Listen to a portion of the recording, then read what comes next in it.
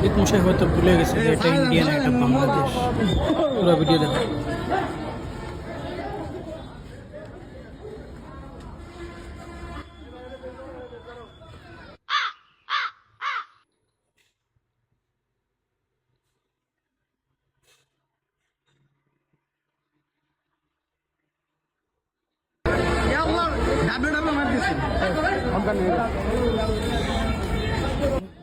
বাহাদুর সব জায়গায়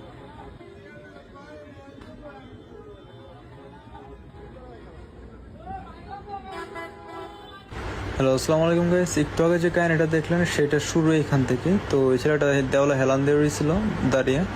তো ওই সাধু এসে গলা ধরলো আর বলতেছিল আর কোথাও নিয়ে যাবো আর কি, টাকা পয়সা লেনদেন নিয়ে হয়তো ওদের মধ্যে ঝামেলাটা। তো দেখেন কেমন করতেছে।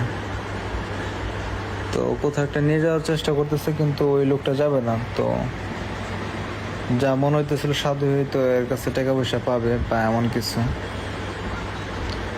তো ওই ছেলেটা বলতেছিল তোমার উপরে যে আর কি, মানে তোমার যে মা আছেন তার সাথে আমি কথা বলছি, আমি যাবো না। তো তারপরেও সাধু মানতেছিল না যে ওরা নিয়ে যাব, ঠিক আছে।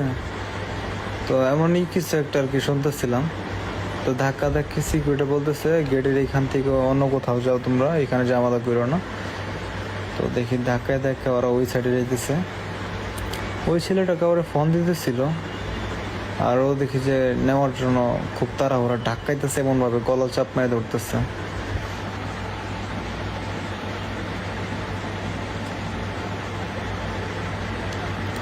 ভালো দমকদমে চলতেছে এই জায়গায়।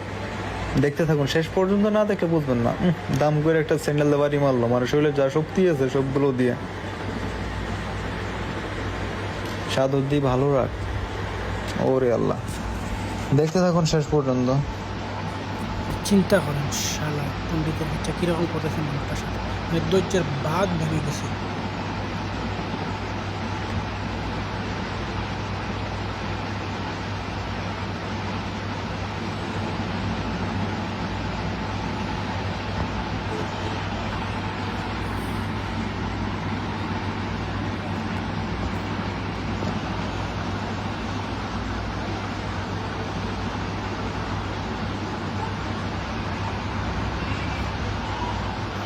ওই পোলাটার ভালো ধৈর্য, তো মায়ের খাওয়ার পরও স্টিল দাঁড়ায় আছে, কিছু করতেছে না। আর সাধু তো এমনি দরে আঘাত করতে আছে, ডাক্কায় ডুক্কায় হোক আর যেমনি হোক, জুতা মেরে হোক, গলায় চাপ মেরে হোক।